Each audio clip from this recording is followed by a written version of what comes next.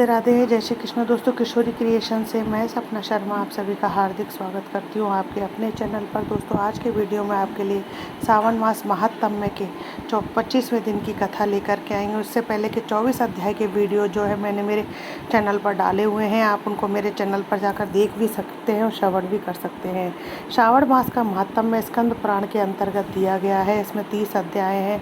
श्रावण मास महात्म्य का 25वें अध्याय प्रारंभ करने से पहले भगवान शिव के कुछ बहुत ही प्रभावशाली मंत्रों के बारे में जानते हैं। शिव मंत्र है पार्वती पते, ओम पार्वती पते नमः। इस मंत्र से भगवान शिव भी प्रसन्न होते हैं और माता पार्वती भी प्रसन्न होती है। तो इस मंत्र का रोजाना नित्य प्रति जाप अवश्य करना चाहिए। मंत्र है श्री शिवाय नमस्तुभ्यं। भगवान शिव भाव के भूखे हैं। घर के शुद्ध जल से भरे लोटे के ले जाकर के शिवलिंग पर उस जलधारा चढ़ाएं तथा एक बेल पत्र अर्पण करें। अपने जीवन का कल्याण करना हो तो भक्ति भाव से श्री शिवाय नमस्तुभ्यं मंत्र का जाप करें। भगवान भोलेनाथ मनोकामना आपकी अवश्य पूर्ण करेंगे। श्रावण मास महात्म्य का 25वां अध्याय सुनेंगे। इससे पहले हमने 24वें अध्याय में श्री कृष्ण जन्माष्टमी का महात्म्य और राजा मित्रजीत की कथा के वृत्तांत का वर्णन सुना था। अब 25वें अध्याय में श्रावण अमावस्या को किए जाने वाले पिठौरी व्रत के वर्णन के बारे में जानेंगे। बोले, हे मुनिश्रेष्ठ, अब मैं उत्तम पिठौरी व्रत का वर्णन करूंगा। सभी संपदाओं को प्रदान करने वाला यह व्रत श्रावण मास की अमावस्या को होता है। घर है वह सभी वस्तु मात्र का अधिष्ठान है, इसलिए इसे पीठ कहा जाता गया है और पूजन में वस्तु मात्र के समूह को आर करते हैं। अतः मुनीश्वर इस व्रत का नाम पिठौर पड़ा है। मैं इसकी विधि कहूँगा, सावधान होकर मन लगा करके सुनिए। दीवार पर ताम्र वर्ण, कृष्ण वर्ण अथवा श्वेत वर्ण धातु से पोत करके बुद्धिमान को चाहिए कि ताम्र वर्ण से पोता गया हो तो उसे पीले रंग से, कृष्ण वर्ण से श्वेत रंग से अथवा श्वेत वर्ण पर कृष्ण वर्ण से चित्र बनाए अथवा श्वेत पीत से लाल से, काले या हरे वर्ण से चित्र बनाए। मैं पार्वती सहित शिव की मूर्ति अथवा शिवलिंग को बनाकर विस्तीर्ण दीवार पर संसार की अनेक चीजों को चित्रित करें।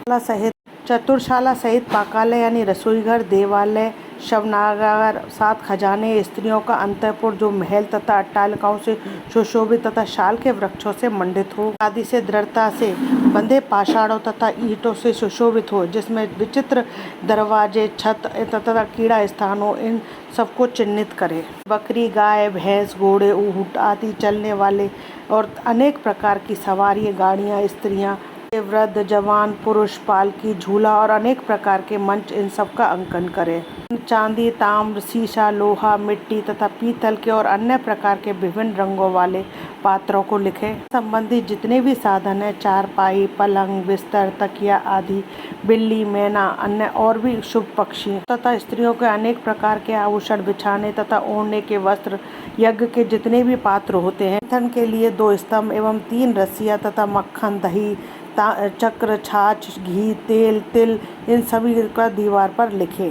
चावल, अरहर, जौ, मक्का, वार्तानल एक प्रकार का अन्न, चना, मसूर, कुल्थी, कांगनी, तिल, कातसी नामक अन्न, सावों, चावल, उड़द, ये सभी धान्य वर्ग को भी अंकित करें। लोड़ा, चूल्हा, झाड़ू, पुरुषों तथा स्त्रियों के सभी वस्त्र, वांस तथा तृण के बने हुए सूप आदि, ओखली जो कि गेहूं आदि पीसने तथा अरहर आदि दालों को दलने के लिए काम आता था, 2 यंत्र, चाकी तथा दरेता, पंखा, छत्र, जूता, 2 खड़ाऊ, दासी, दास, नौकर वर्ग, तृण आदि पशुओं का आहार, धनुष, बाण, शतग्नि, एक अन्न विशेष, खड़ग, भाला, अंक शक्ति, बर्छी, ताल, पात्र, अंकुश, गदा, बिंदीपाल, तोमर, मुदगर, परशु, फरसा, पट्टे, भुषंडी, परिग, चक्रयंत्र आदि, जलयंत्र, देवा, लेखनी, पुस्तक, ऐसे जितने भी सारे अस्त्र शस्त्र यंत्र है वो सभी को लिखे। प्रकार के फल, छुरी,